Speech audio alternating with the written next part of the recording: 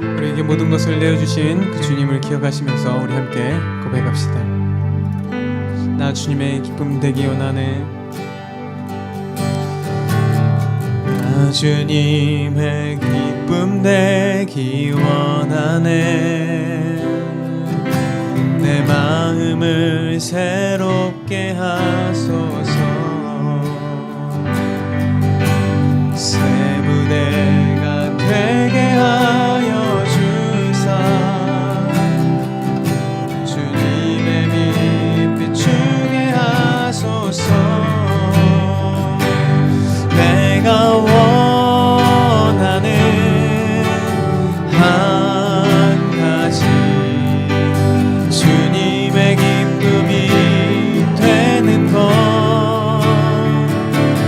내가 원하는 한 가지 주님의 기쁨이 되는 것. 겸손히 내 마음 드립니다. 겸손히 내 마음 드립니다. 나의 모든 것 받으소서. 나의 마음 깨끗게 씻어주사 주의 길로 행하게 하소서. 내가 원하는 한 가지 주님의 기쁨이 되는 것. 내가 원하는 한 가지 주님의 기쁨이 되는 것. 내가 원하는 한 가지 주님의 기쁨이 되는 것. 내가 원하는 한 가지 주님의 기쁨이 되는 것.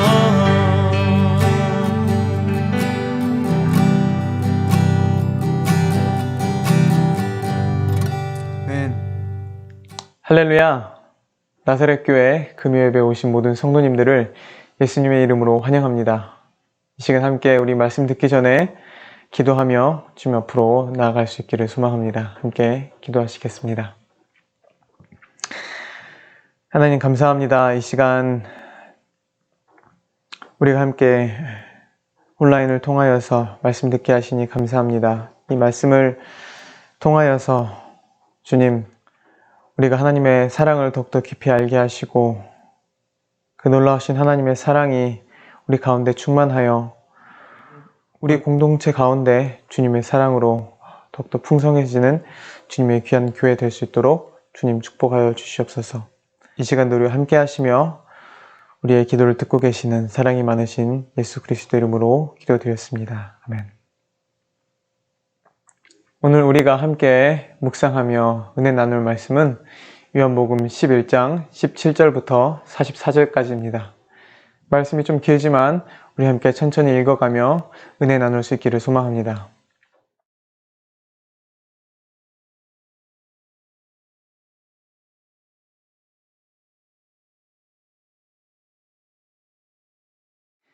예수께서 와서 보시니 나사로가 무덤에 있은지 이미 나으리라. 베다니는 예루살렘에서 가깝기가 한 오리쯤 되매 많은 유대인이 마르다와 마리아에게 그 오라비의 일로 위문하러 왔더니 마르다는 예수 오신다는 말을 듣고 곧 나가 맞되 마리아는 집에 앉았더라. 마르다가 예수께 여짜오되 주께서 여기 계셨더라면 내 오라비가 죽지 아니하였겠나이다. 그러나 나는 이제라도 주께서 무엇이든지 하나님께 구하시는 것을 하나님이 주실 줄을 아나이다. 예수께서 가라사대 내 오라비가 다시 살리라. 마르다가 가로되 마지막 날 부활에는 다시 살 줄을 내가 아나이다. 예수께서 가라사대 나는 부활이요 생명이니 나를 믿는 자는 죽어도 살겠고 무릇 살아서 나를 믿는 자는 영원히 죽지 아니하리니 이것을 내가 믿느냐? 가로되 주여 그러하외다. 주는 그리스도시요 세상에 오시는 하나님의 아들이신 줄 내가 믿나이다. 이 말을 하고 돌아가서 가만히 그 형제 마리아를 불러 말하되 선생님이 오셔서 너를 부르신다 하니 마리아가 이 말을 듣고 급히 일어나 예수께 나아가매 예수는 아직 마을로 들어오시지 아니하시고 마르다에 맞던 곳에 그저 계시더라. 마리아와 함께 집에 있어 위로하던 유대인들은 그의 급히 일어나 나가는 것을 보고 곡하러 무덤에 가는 줄로 생각하고 따라가더니 마리아가 예수 계신 곳에 와서 보이고 그 발 앞에 엎드려 가로되 주께서 여기 계셨다면 내 오라비가 죽지 아니하였겠나이다 하더라. 예수께서 그의 우는 것과 또 함께 온 유대인들의 우는 것을 보시고 심령에 통분히 여기시고 민망히 여기사 가라사대 그를 어디에 두었느냐 가로되 주여 와서 보옵소서 하니 예수께서 눈물을 흘리시더라. 이에 유대인들이 말하되 보라 그를 어떻게 사랑하였는가 하며 그중 어떤 이는 말하되 소경의 눈을 뜨게 한 이 사람이 그 사람은 죽지 않게 할 수 없었더냐 하더라.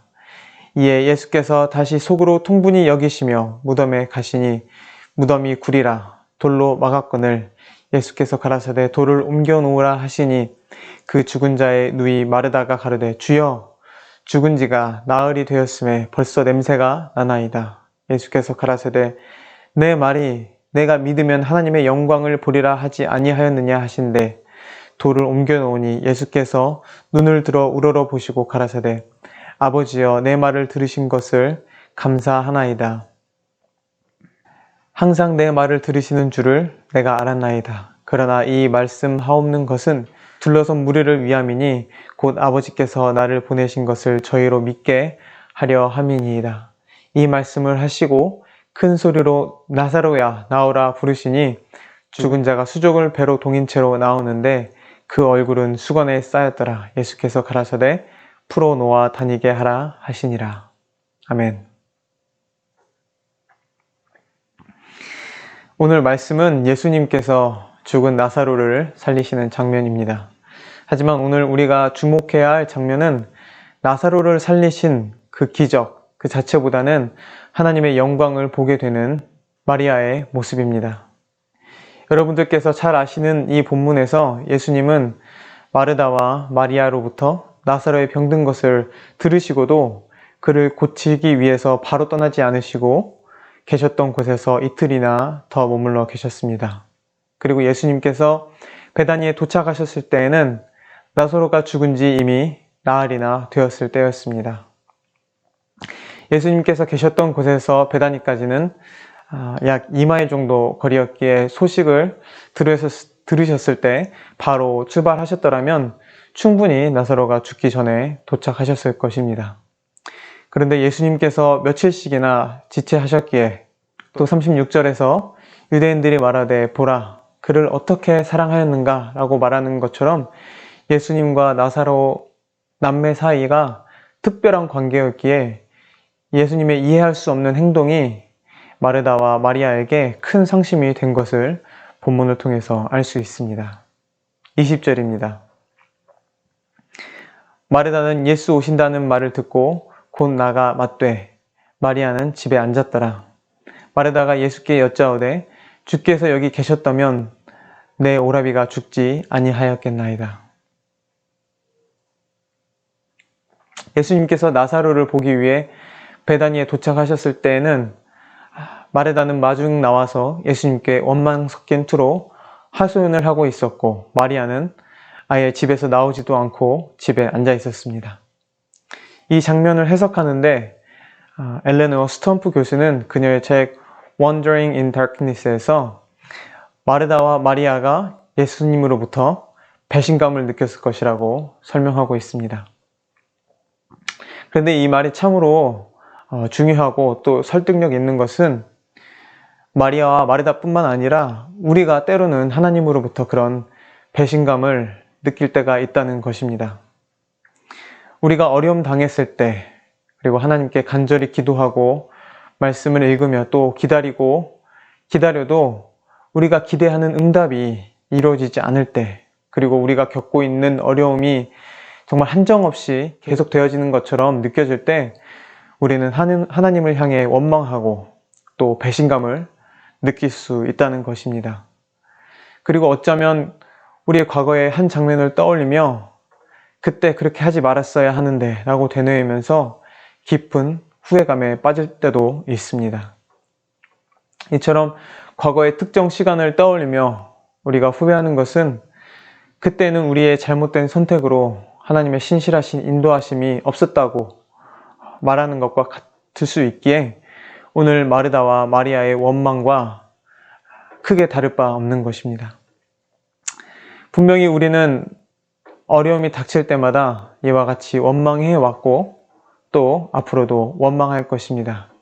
그런데 중요한 것은 우리가 원망을 하지 말아야 한다고 말하는 것이 아닌 그런 원망 가운데서도 여전히 예수님을 의지했을 때, 마리아와 같이 여전히 예수님을 의지했을 때 그런 우리의 모습을 바꾸시는 예수님의 사랑을 경험하며 그 사랑의 깊이를 알아가는 것이 우리가 이 본문을 통해서 깨달아야 하는 것입니다.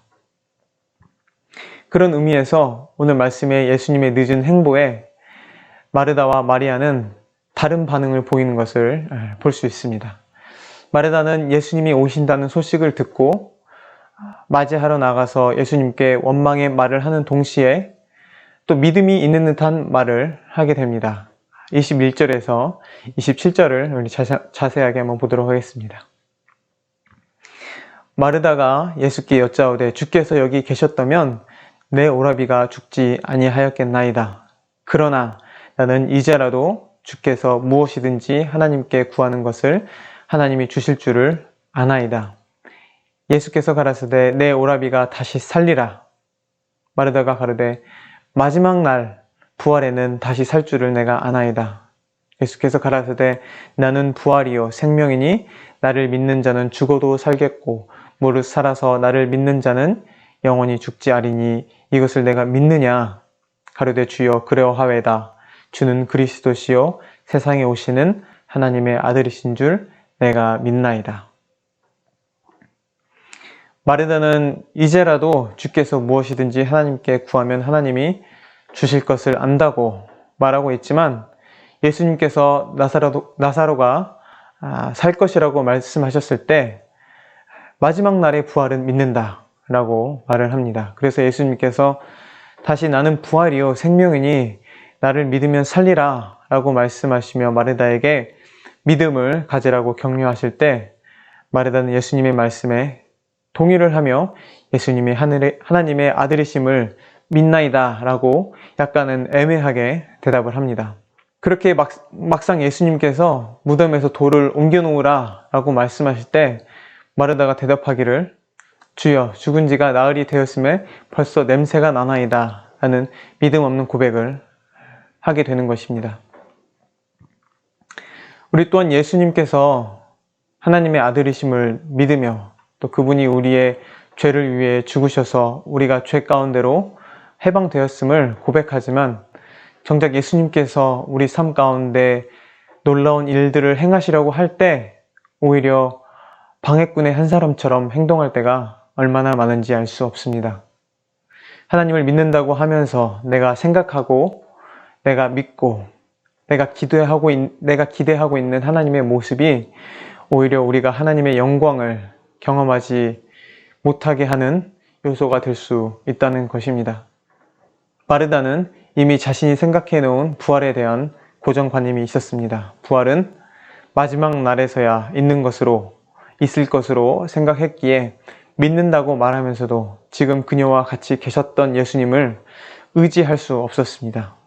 예수님이 바로 곁에 계셨지만 자신이 가진 고정관념 때문에 또 예수님을 향한 그녀의 다친 마음 때문에 여전히 예수님은 멀리 계신 존재로밖에 예수님을 대할 수밖에 없었던 것입니다. 그러나 마리아는 마르다와 다른 면이 있었습니다. 마리아는 예수님이 오셨을 때 상심한 나머지 마중을 나가지도 않았습니다. 그리고 예수님께서 찾으신다고 들었을 때 급히 예수님께 나아갔고 예수님의 발 앞에 엎드렸습니다. 비록 마르다와 같이 원망의 말로 하소연을 하며 예수님을 원망했지만 마리아의 행동에서 우리는 마르다에게서는 찾을 수 없었던 예수님을 향한 격한 심정을 읽을 수 있게 됩니다. 마르다는 이제라도 주님께서 구하시는 것을 하나님께서 주실 것이라고 말하며 나사로의 부활에 대한 그런 기대감을 보였지만 마리아는 그저 예수님의 발 앞에 엎드려 울고 있었습니다. 이것은 나사로의 죽음도 죽음이었지만 마리아를 정말 슬프게 했던 것은 사랑하고 기대하고 의지하며 믿었던 예수님으로부터 오는 실망감과 배신감이 컸던 것을 말해주고 있습니다.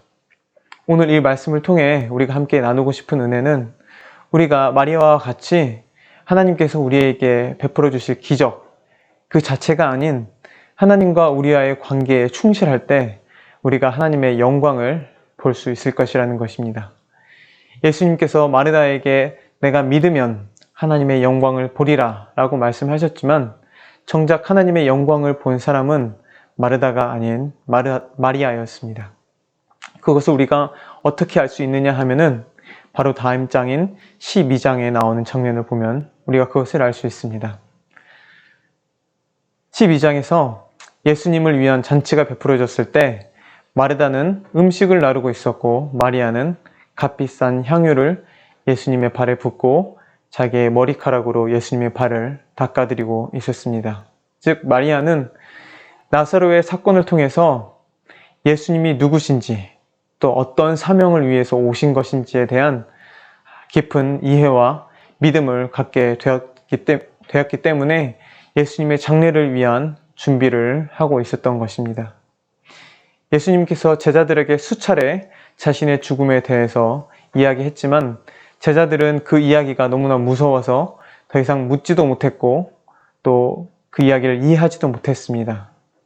그러나 마리아는 그 사건을 통해서 나사로의 부활 사건을 통해서 예수님이 누구신지 또 그가 하시는 말이 무엇인지 믿음으로 더 깊은 믿음으로 이해하고 앞날을 내다볼 수 있었던 것입니다.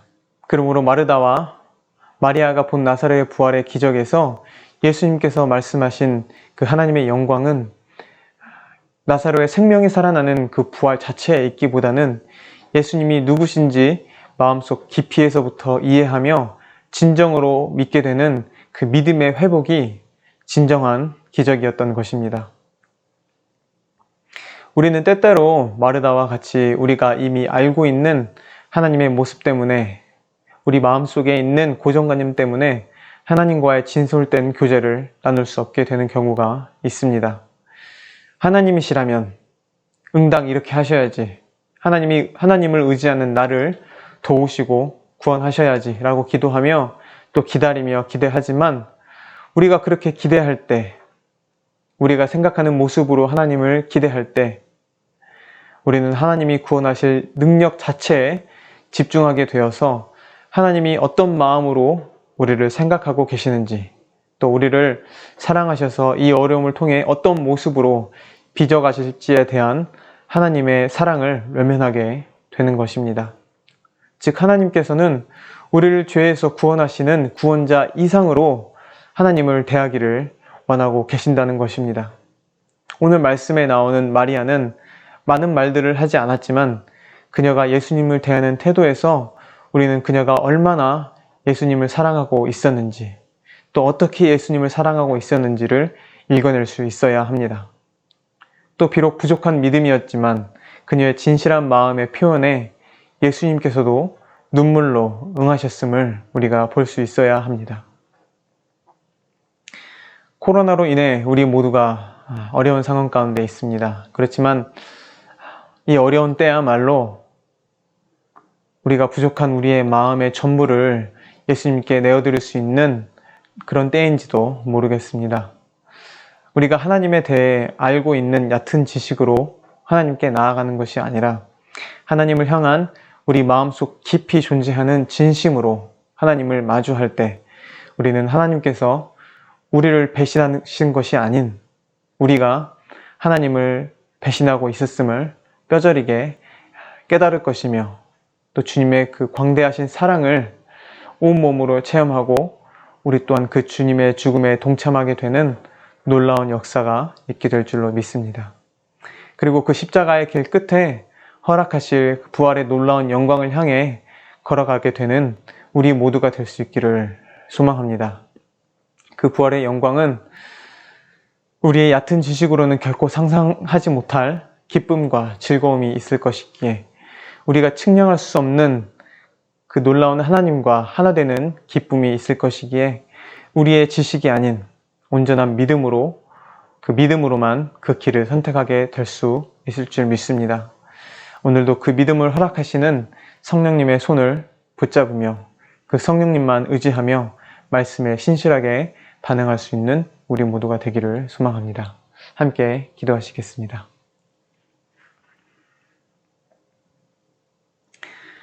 하나님 감사합니다. 오늘도 우리에게 찾아오시며 하나님의 그 광대하신 사랑으로 우리를 감동케 하시며 우리를 감격케 하시는 그 아버지의 놀라우신 계획을 우리가 바라볼 수 있기를 소망합니다. 때로는 우리가 이해할 수 없기에 주님을 원망하지만 우리가 이해할 수 없기에 더 놀라우신 사랑으로 더 크신 사랑으로 우리의 삶을 구원하시며 우리에게 하나님의 사랑을 내어주실 그 하나님의 놀라우신 계획을 기대하며 오늘도 내 얕은 지식을 내려놓으며 주님 한 분만을 바라볼 수 있기를 소망합니다. 이 시간도 우리에게 찾아오시는 주님, 이 시간도 놀라운 사랑으로 우리의 삶을 이끄시고 계시는 그 주님의 사랑을 말씀 가운데 발견하며 우리의 전 존재로 주님께 나아갈 수 있는 우리 모두 될 수 있도록 이 시간 축복하여 주시옵소서. 이 시간도 우리와 함께 계시며 우리 곁에서 우리를 사랑하고 계시는 사랑이 많으신 예수 그리스도의 이름으로 기도드렸습니다. 아멘. 우리를 사랑하시는 그 아버지의 사랑을 기억하시면서 이 찬양으로 함께 고백합시다. 다 표현 못해도 나 표현하리라. 다 고백 못해도 나 고백하리라. 다 할 수 없어도 나 알아가리라. 다 닮지 못해도 나 닮아가리라. 다 표현 못해도 다 표현 못해도 나 표현하리라. 다 고백 못해도 나 고백하리라. 다 할 수 없어도 나 알아가리라. 다 닮지 못해도 나 닮아가리라. 그 사랑 얼마나 아름다운지, 그 사랑 얼마나 날 부엽게 하는지, 그 사랑 얼마나 크고 놀라운지를, 그 사랑 얼마나 우리를 감격하게 하시는 그 하나님의 사랑을 기억하시면서 믿음으로 고백합시다. 그 사랑